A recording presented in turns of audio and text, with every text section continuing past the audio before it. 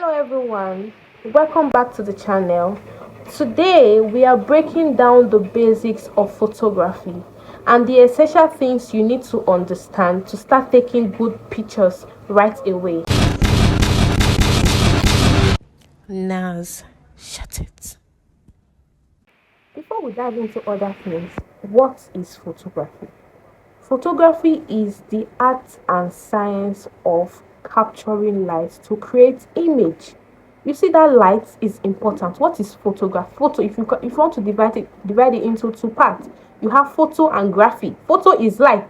So lighting is important. You are capturing light to create an image. What are the major types of photography? Number one, we have the portrait photography where they focus on people, studio headshots, family photos, and we also have landscape photography. They focuses more on this on nature, on mountains, on oceans. Then we also have wildlife photography, we have street photography, we have product photography, we have event photography, we have fashion photography. Into the main topic of today, which is the exposure triangle.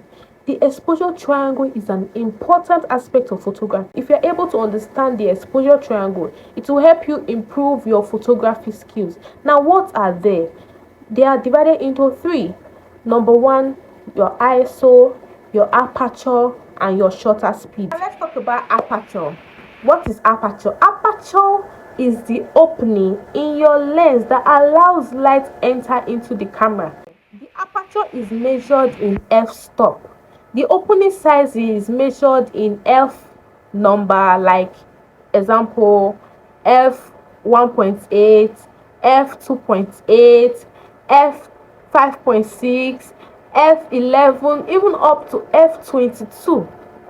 Now the most confusing but important part here is, the lowest number is 1.2. For example, that 1.2, that is the lowest number, means the lens is opened wide, and this means that more light is coming in.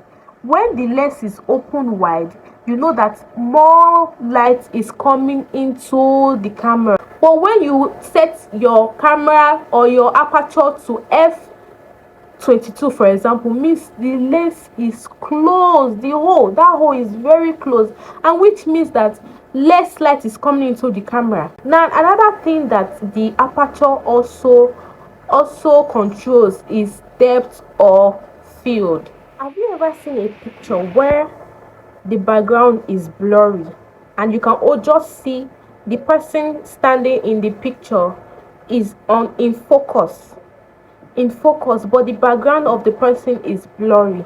That is controlled by the aperture. And to achieve this, you need to reduce your aperture. To the lowest number, like for example 1.2, 1.8, 2.8. When you set your camera to 1.2, 2.8, your background is blurry. The background is blurry, or in some cases, I'm sure you are familiar with the word bokeh. The background is blurry. But if you want everything to be in focus, like in landscape, most photographers that shoot landscape, they don't use a blurry background because they want everything in focus. So you increase your f-stop to like f11, f8.0, f22. So everything will be in what? Focus. So now let's talk about ISO.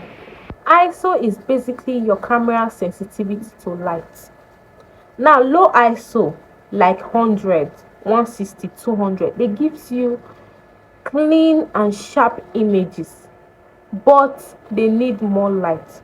But when you increase your ISO to like 800, 1600, 3200, it increases the light in your picture and it makes the picture grainy. You see noise in the picture. It will no longer be sharp, it will no longer be clear. You can do this in dark places. When there's no light and you want to shoot in a dark place, you can increase your ISO. But just know that the disadvantage is that you have a noisy picture. Now, when can you use a low or a high ISO? You can use a low ISO like 100 to 200 when you are shooting outdoor in bright light or in the studio, or even when you want quality, clear, good pictures, because the lower your ISO, the clearer and sharper your picture will be. You can make use of your high ISO. Probably you are in a concert, and you know in concert there's no much light, so you can boost up your ISO and you can use it in concert, you can use it at night, even indoors you can use your ISO. And if you also want that fast shutter speed to freeze motion, you can boost up your ISO to like 800 to 3200 and so forth. Yeah. Now let's talk about shutter speed. Shutter speed is how long your camera shutter stays open to let light into the camera. Now shutter speed is measured in fraction of a second. We have the fast shutter speed and we have the low shutter speed. Now the fast shutter speed is measured in 1 all over 500, 1 all over 1000, 1 over 2000, etc. While the slow shutter speed is measured in 1 over 30, 1 over 20, 1 over 10. Well, now let's take a quick example. Do you know that the shutter speed can be it's almost the same as how we blink our eyes? Let's say I'm blinking my eyes very fast, like this, fast like this, fast, very fast like this, means that we have increased our shutter speed. We have increased our shutter speed. That's why I'm blinking very fast. Let's say my eyes is like the shutter speed, the shutter in the camera. Now let's say I'm blinking very fast. You've increased your shutter speed to like 1 over 500, 1 over 1000, 1 over 3000. I'm blinking very fast, I'm blinking very fast, I'm blinking fast, which means this means that less light is coming into the eyes, is coming into the camera. I'm using my eyes as an example to explain the shutter of a camera. I'm blinking very fast, I'm blinking very fast. You know that less light is entering into my eyes or is entering into the shutter of the camera. But when I'm blinking very slowly, that means I've set my camera, my shutter speed to the lowest, which is, for example, let's say 1 over 50, 1 over 30, 1 over 1 over second. I'm blinking like this.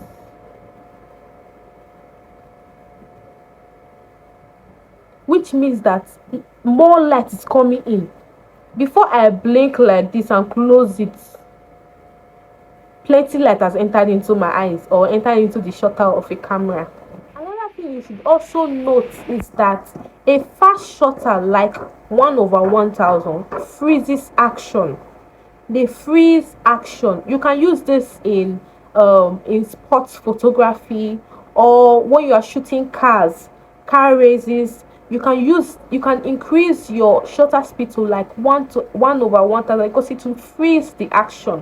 While a slow shutter speed like 1 over 10, it gives a blurry effect.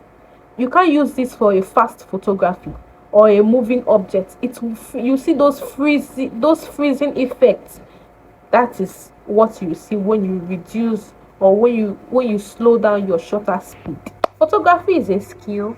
The more you shoot, the more you get better at it. So keep practicing and you'll do great. If this has helped you understand the basics of photography, please do well to like, share and subscribe. Let me know in the comments what photography topic you want me to talk about next.